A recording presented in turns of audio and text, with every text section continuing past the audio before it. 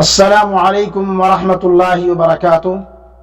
الحمد للہ وحدہ والصلاة والسلام علی من لا نبی بعدہ، اما بعد، اعوذ باللہ من الشیطان الرجیم، بسم اللہ الرحمن الرحیم۔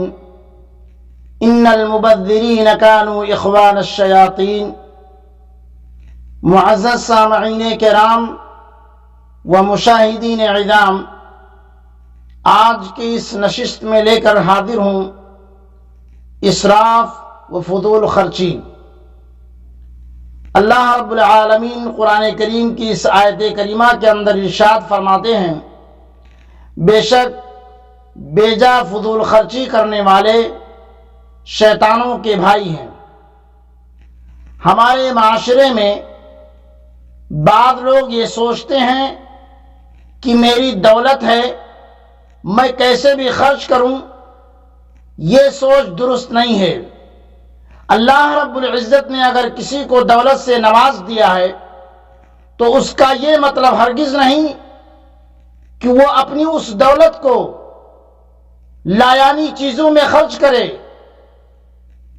میرے بھائیوں، یہ تشویشناک صورتحال ہے کہ مسلمانوں کی ایک بڑی تعداد آج فضول خرچی اور اسراف میں مبتلا ہے۔ میں پوچھنا چاہتا ہوں اپنے ان بھائیوں سے کہ مجھے بتلاؤ کہ وہ قوم کیسے ترقی کر سکتی ہے جو اپنے بچوں کی تعلیم سے زیادہ شادی و جہیز پر خرچ کرتی ہو۔ بہت سے لوگ شادیوں میں لاکھوں کروڑوں روپے خرچ کرتے ہیں، قسم قسم کے انواع و اقسام کے کھانے تیار کیے جاتے ہیں، بے شمار رسومات کو انجام دیا جاتا ہے۔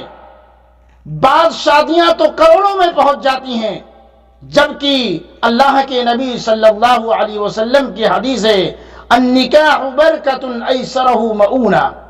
سب سے بابرکت شادی وہ ہے، سب سے بابرکت نکاح وہ ہے جس میں سب سے کم خرچ ہو۔ لیکن آج کا بے غیرت مسلمان اس شادی کا ایک تہائی حصہ بھی اپنے بچوں کی تعلیم پر خرچ نہیں کرتا۔ بھلا وہ قوم کیسے ترقی کر سکتی ہے جو اخبار کی جھوٹی خبریں خرید کر پڑھتا ہے اور قرآن کی سچی خبریں مفت میں بھی نہیں پڑھتا؟ اللہ رب العالمین ہم تمام مسلمانوں کو اسراف و فضول خرچی سے بچائے، آمین یا رب العالمین۔